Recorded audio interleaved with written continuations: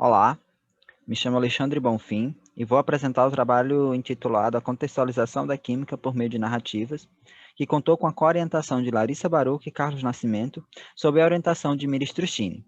Esse trabalho faz parte de um projeto de doutorado e aqui vamos mostrar o uso das narrativas e a importância para a pesquisa. O ensino de química é marcado pela memorização de conteúdos e pelo desinteresse e pela falta de atribuição desse conhecimento científico à vida dos estudantes. Logo, existe uma necessidade de utilizar uma abordagem que contextualize essa disciplina e que dê significância ao que é aprendido pelos estudantes. Assim, tire a visão da química como uma disciplina conteudista sem relação ao contexto social dos alunos. E o objetivo deste trabalho foi pesquisar, desenvolver e implementar uma abordagem contextualizada de ensino que possa superar o desinteresse e a falta de significância do conteúdo aprendido. Isso só foi possível com o uso de estratégias de narrativas construídas a partir de questões socioambiental presentes no cotidiano dos alunos. Ao longo da nossa pesquisa, nós encontramos três grandes desafios. Primeiro, uma forma de relacionar a química com a educação ambiental por meio de uma questão sociocientífica para dar mais sentido ao conhecimento químico. Segundo, construir uma abordagem de ensino para o ensino remoto, já que a gente saiu do presencial e passamos para o ensino remoto durante a pesquisa, e avaliar a participação dos alunos frente às dificuldades que eram impostas, como acesso, desistência e desinteresse. Nosso referencial teórico, ele utiliza a contextualização como uma dimensão social que atribui significado à aprendizagem da química, as narrativas construídas pelos alunos que servem para organização de experiências, reflexão e construção de conhecimento, e a perspectiva socioambiental. A nossa metodologia, ela parte inicialmente com a participação de 90 alunos de uma escola pública do estado do Rio de Janeiro, localizado na zona oeste do município do Rio de Janeiro, mas que, devido às condições impostas pela pandemia, passou a ser realizado remotamente. E ao longo da sua aplicação foi reduzindo a participação desses alunos. Segundo, buscou modelar ao ensino remoto, uma vez que, devido a essas condições impostas, precisou ser aplicado de maneira remota.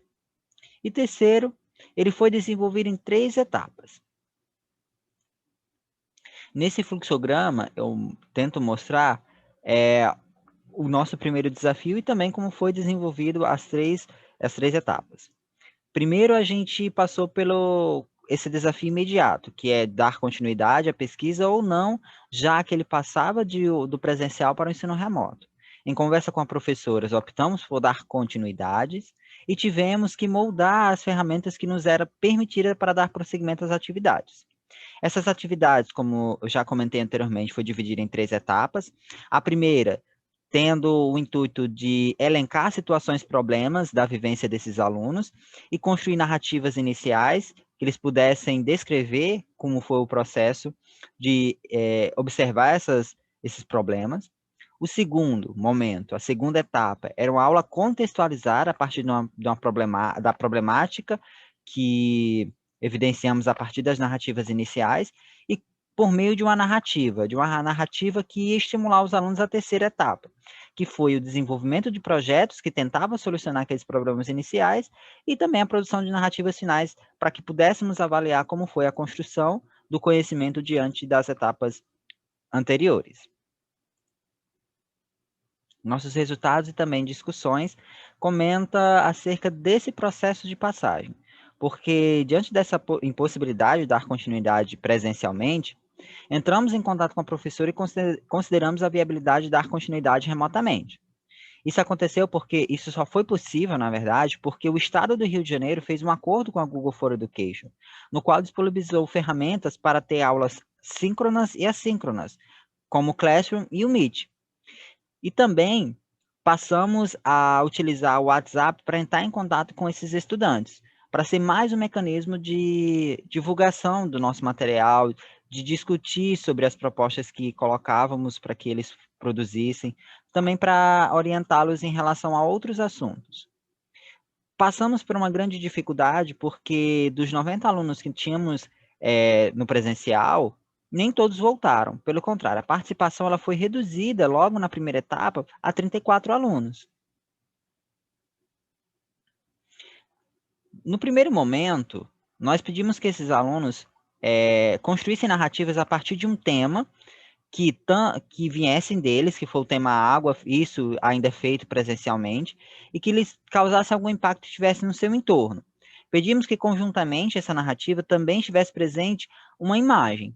Mas, como devido ao isolamento imposto, e esses alunos não poderem sair de suas casas, utilizamos o recurso do Google Street View, que foi um mecanismo essencial para poder dar continuidade a essa etapa, uma vez que permitia que esses alunos tivessem uma visão 3D de algumas ruas.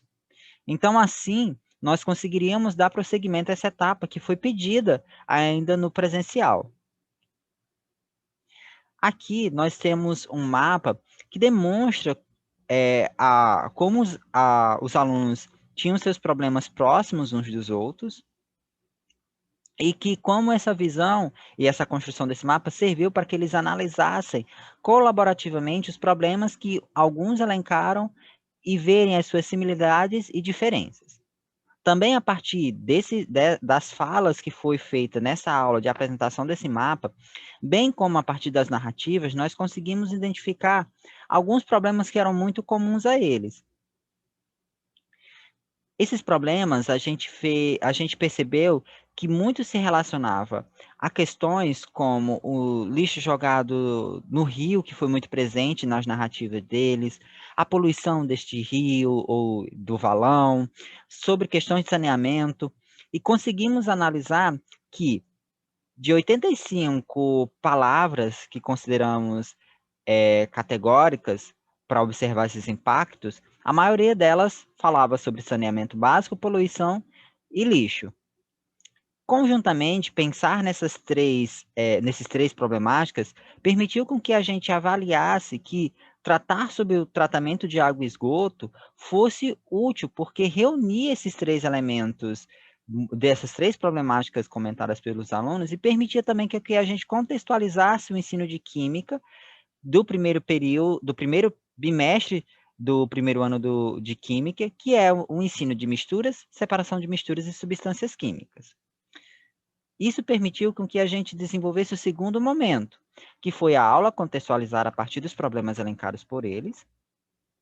Então, nós conversamos com eles e apresentamos o tratamento de água e o tratamento de esgoto numa perspectiva de ensinar conteúdos químicos e, conjuntamente a isso, desenvolvemos uma narrativa, em conjunto com a professora, para que, a partir de um caso fictício, nós conseguíssemos mostrar esses conteúdos e também conseguíssemos estimular esses estudantes a pensar em projetos que solucionassem aqueles problemas anteriormente elencado por eles, como aquela problemática do lixo, desperdício de água, tratamento, saneamento básico. Então, buscamos, a partir dessa narrativa, estimulá-los para a terceira etapa. A terceira etapa, ela faz parte da construção dos projetos e também das narrativas finais. Esses alunos, eles foram convidados a desenvolver esses projetos em equipes, e essas equipes foram escolhidas por eles próprios. Nesse momento, tivemos a participação de apenas 17 alunos daqueles 34 que começaram o remoto, na etapa anterior. Mas conseguimos que eles desenvolvessem projetos muito impactantes. Um deles é esse folder explicativo, que traz aí a perspectiva de preservação do ambiente, consciência de que se deve jogar lixo no lixo, de não desperdiçar água, e também sobre esse protesto que eles fizeram, que pediram o saneamento e recuperação do rio Pavuninha.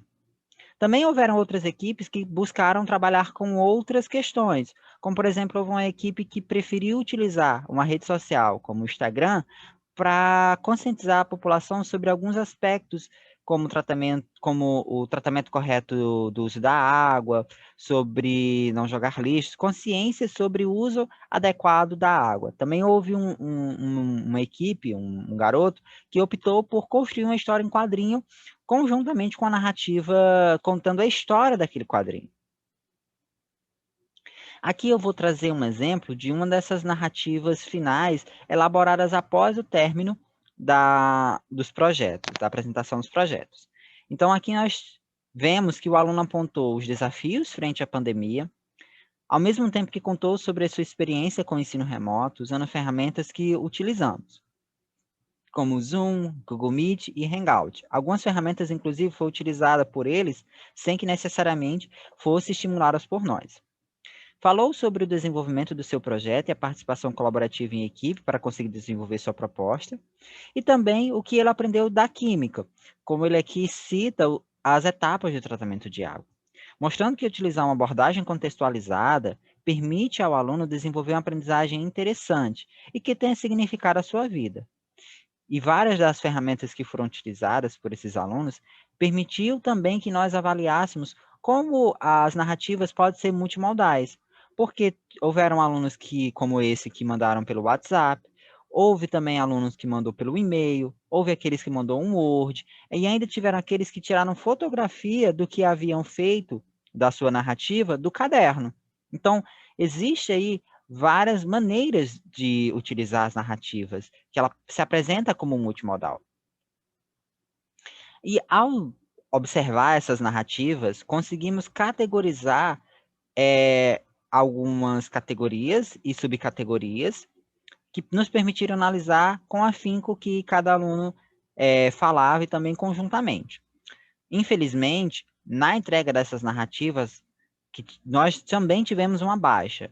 E isso com certeza impactou nos nossos resultados. Mas não podemos desconsiderar nossos achados. Apenas 8 alunos entregaram essas narrativas finais. Então, aqui nós conseguimos analisar que essas categorias tiveram pontos interessantes que eles conseguiram observar.